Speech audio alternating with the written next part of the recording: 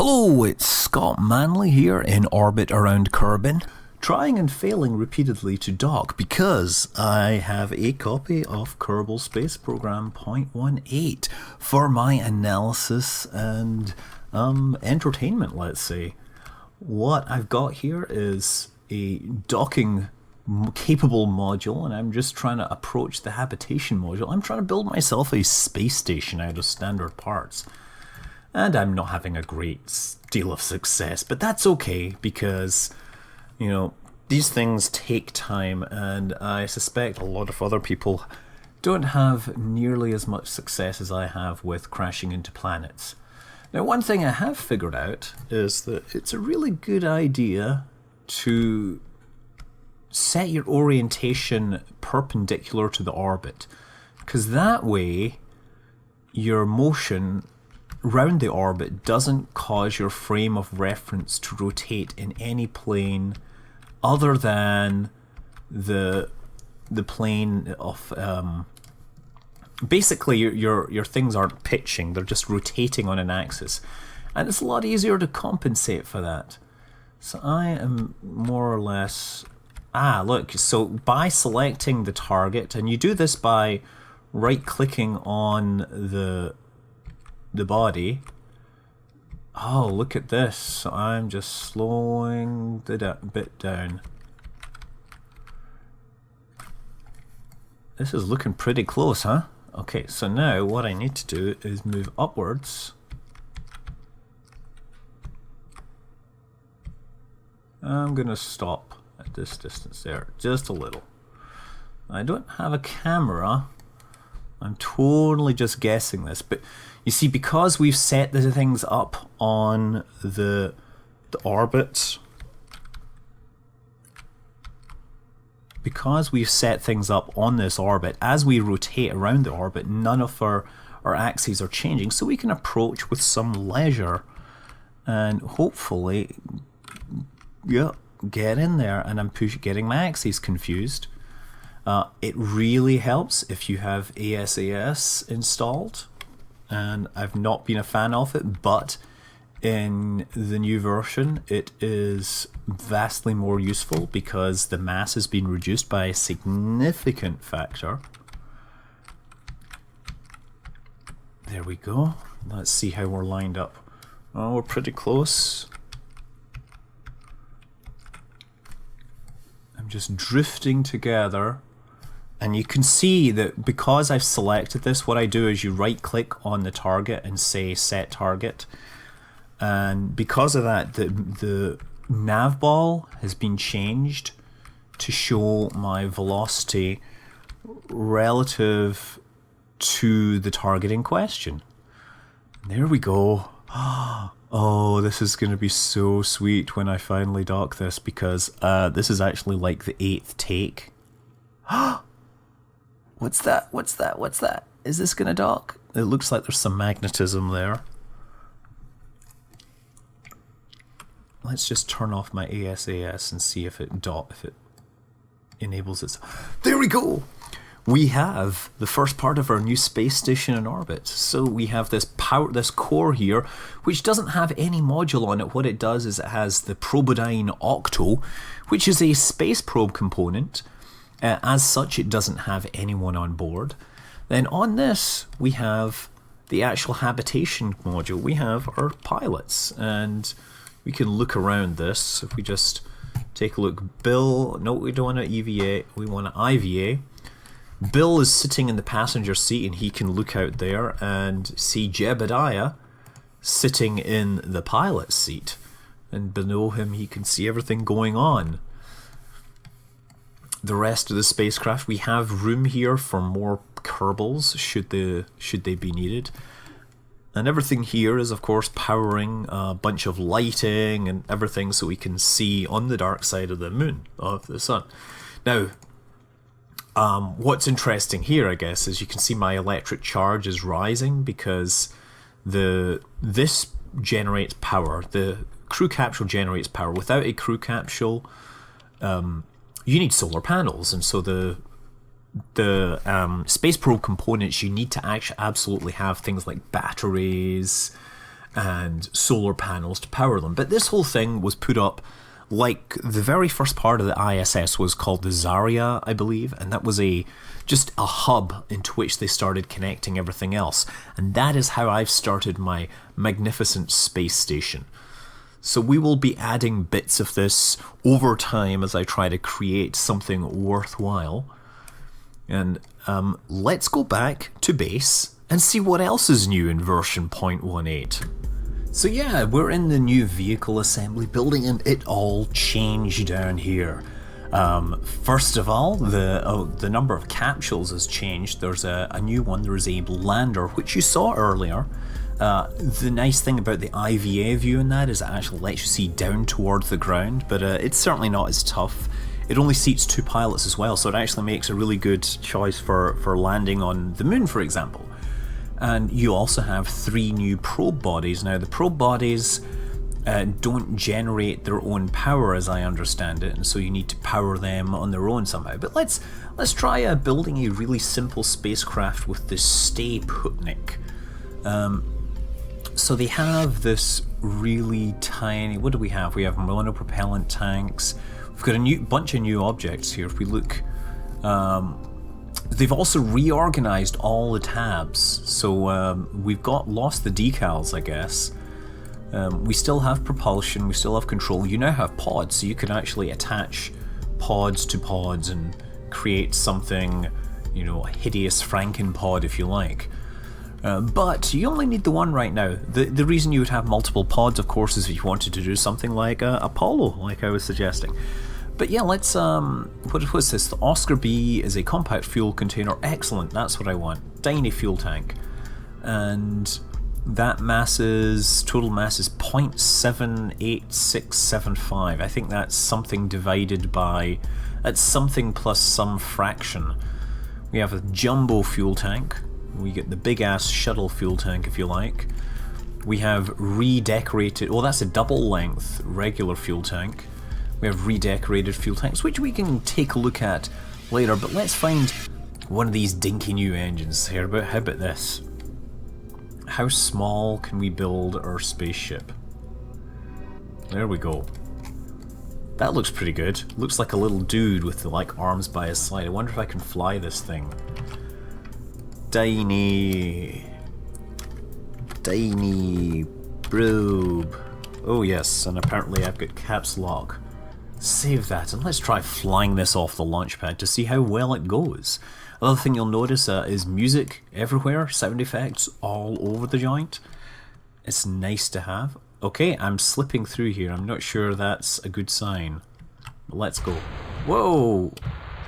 Whoa, this is really squirrely. Like any thrust at all will send me flying.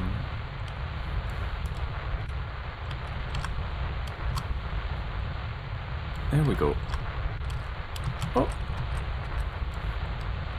Let's try flying this over to the vehicle assembly build. Now, resources is the new way fuel and everything is listed. You'll see that we now have things split into liquid fuel and oxidizer. And yeah, you can see I'm running out of that very quickly.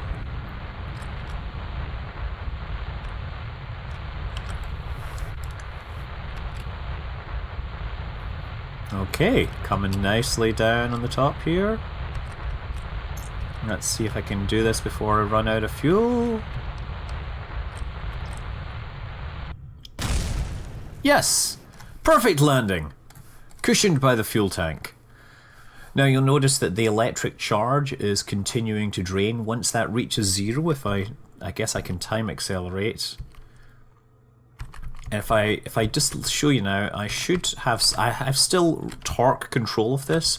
But if I let that drain down to nothing, I no longer have control. I'm trying to turn it and I can't do anything. I can't activate anything.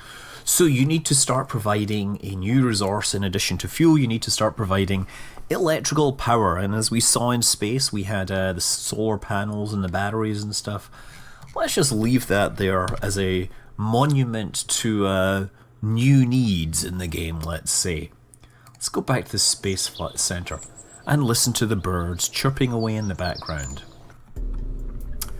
So yeah, let's take a look at the other modules. Now they have redesigned the advanced ASS, as I hinted. The mass has dropped by a factor of 8 and it is far prettier.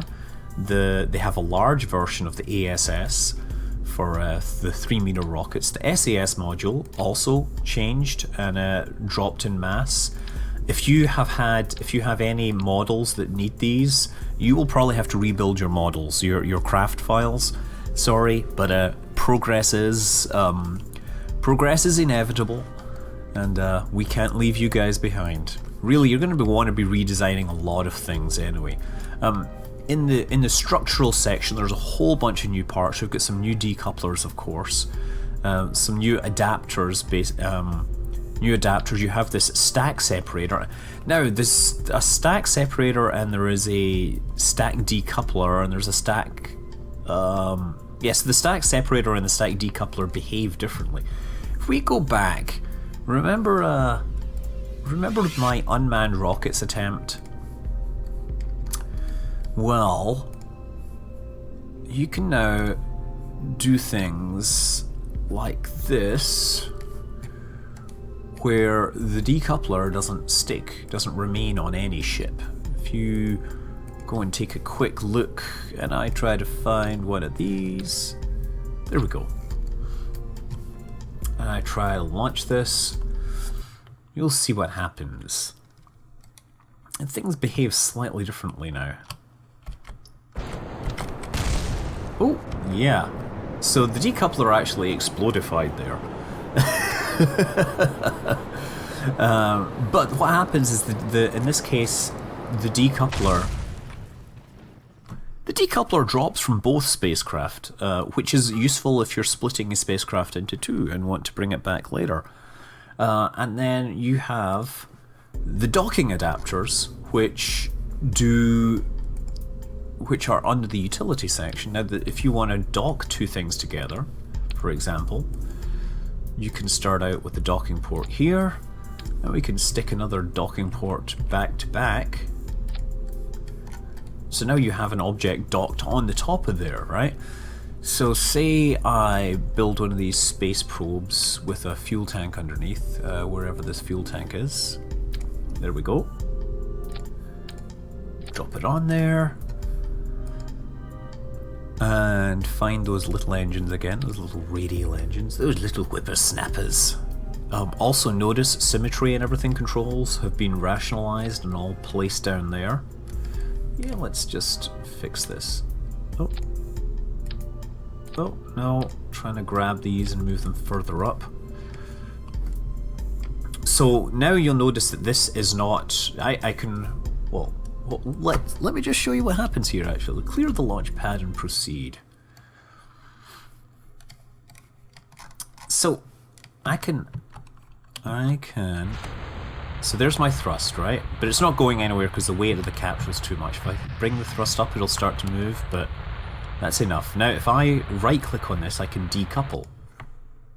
And that doesn't work. I thought the other side would remain running. There we go.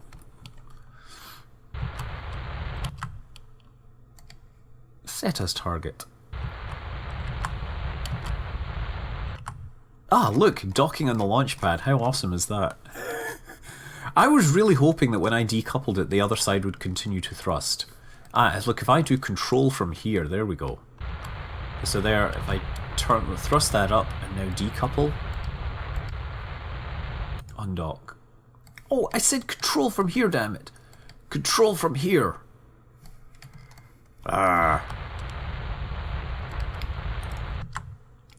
Oh dear. Well, so much for me trying to show this thing flying away.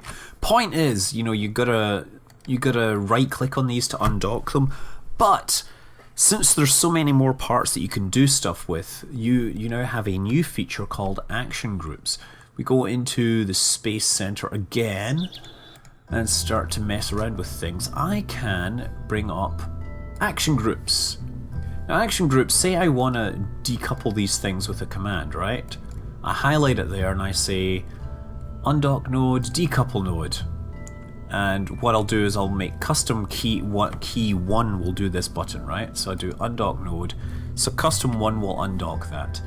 Now say I want to, on custom 2, say I want to use this to toggle the engine, right? That will go on there, and that'll work with that symmetry group. So now if I launch, clear the launch pad and proceed. Now, of course, symmetry groups are probably going to break when I decouple, but let's try this. Okay. Oh, nothing. Why are these things not working? Ah, apparently I'm decoupled already. Ah, set as target. Okay. So my mistake there was that I had the staging button also set to decouple this. How foolish of me. Seriously. Let's try this again. So, there's the engines. Press 2 now, disables them. On, off, on, off. See how easy that is? So I can ramp up the thrust. Nice and easy. Now, I can press 2 and then decouple. And it has switched control. Well, there we go. I can right click on the activate the engine. Oh, nice. Ooh, cool. I hadn't thought of that. I'm gonna have to try and make a football with that thing. Or play golf. Who knows? Anyway, that's enough messing around with that thing. Action groups, a very useful thing to learn. You're gonna need it for like a million different things. And I keep going back to the Space Center rather than the vehicle assembly building. What music have we got this time? We've got some sort of interesting plucked string pizzicato. Next string. Oh yeah, so we also have these nice strut parts, so we can build we can build things with struts, I guess. Strut my funky stuff. And these work nice, you know, in an array, so I can do this. There we go, let's lock. Ahaha. So you can then build some superstructure out so you look like a real space station, unlike what I've put into orbit, which is merely practical. You can stick these engines on the end and put tiny little engines here. Let's pull on. Let's stick one of those ASS units in here and pull off this, since I really don't need the docking module or anything. There. How about that? Let's see how that flies. Clear the launch pad and proceed. See how this goes. So hit the control. Just bring the thrust up very slowly, and there we go. We've got a flying bedstead.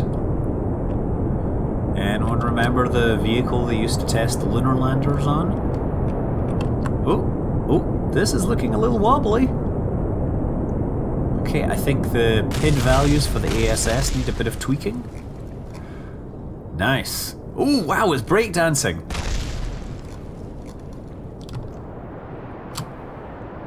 There, that's it. Now I've destroyed all the engines. Excellent. Successful flight. You know, that isn't a new feature in 0.18. That would have broken regardless. I mean, I'm very impressed with the quality of this release. Let me make that clear at this point. So, yeah, so now, of course, these are regular fuel tanks. You can replace these with the aviation fuel tanks. And aviation fuel tanks are different. Let's just show you this, because it will be hilarious, or not. Actually, it will be a complete failure. But if I try to build the same thing with aviation fuel tanks, what happens? Remember this old model? So, let's hit space, and we get some sparks, And nothing. And why do we get nothing? Well, if I right click on this, it tells us intake air deprived, because we now have functioning air intake. So let's go back. Let's go back to the vehicle assembly building and put some intakes on this. So they are under aerodynamic. There we go, we have circular intakes. Let's put 4 of them on. So we should now have a vehicle that flies on these. You know what? Let's just put a parachute on there now. No reason. Oh yeah, you now have these parachutes that are... There you go. Those are designed to attach to the side of things and, you know, not look like giant warts. They look like interesting regular parachutes, I guess. This is probably going to flip over, but hey, let's go for it. And we go to the launch pad and we now throttle up. And let's bring up the resources. See, intake air now actually has a number. The engines work because we are feeding them air through these things. You can actually see what parameters are coming. You can see that it's also running it. Oh, there we go. Let's turn on the stabilizer. Look at that, huh? Oh, it's Tony probe instead of tiny probe. I have a little probe called Tony.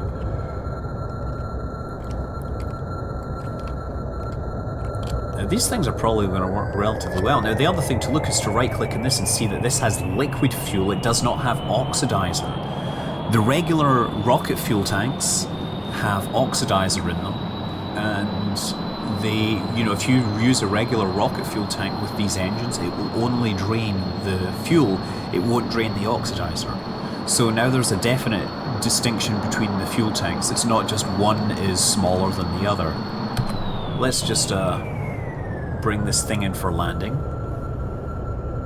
Let's, what we're going to do is just cut the power and drop vertical. Maybe I should go sideways. I don't know. Let's see what happens. Let's just actually time warp a little. Physical time warp. Oh, how I love you. You make things easier. Okay. So now we have 4 parachutes running.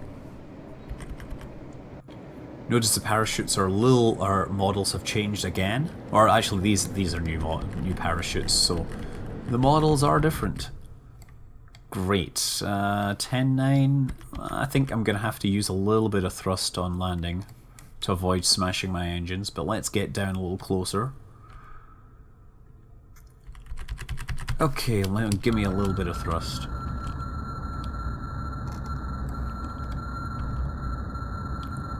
Oh, come on. There we go.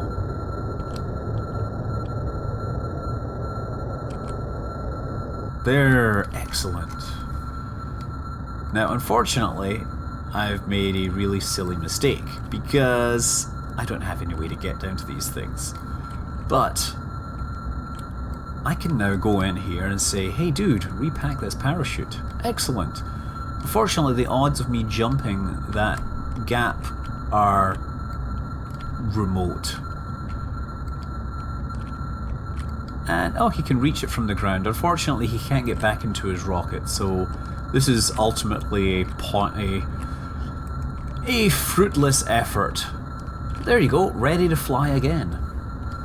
That is a great feature which I shall be exploiting, no doubt, while flying towards Duna, which is, it's nice to have parachutes that you can reuse. Let's end this flight and go back to the vehicle assembly building. What other features are we seeing here? Ah yes, the ion propulsion system, which is utterly useless inside the atmosphere. We shall have to get into space to see that working. Oh yeah, we have the tiny micro landing strut. We have the various clampotrons, as I've mentioned. There's this one is like a cargo bay version. We'll bring this up if we show this. Let's build a new rocket. New rocket. Let's go. Oh yeah, that's right. This is designed for space planes. If I go back, new rocket again. Let's just build a space plane and put this behind the cockpit. There we go. So when we get into space, we will have this thing able to... Ah, yeah, let's just fly that. Let's just fly one of these things. Oh yeah, of course. What shall I do? What shall I do? What shall I do? Oh yeah, let's try the newly nerfed Aerospike Engine. Max power has dropped by 75 points. Otherwise, it's slightly less efficient in the atmosphere, but you know, it'll still find some use, let's say. So now you can toggle this thing, it comes out, and that's a new docking location. How awesome is that? Certainly looks the part. And this thing still flies.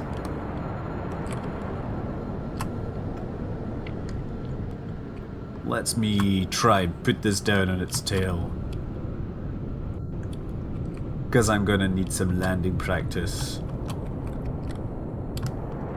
Oh. Hey! Brilliant landing. How about that? And flight.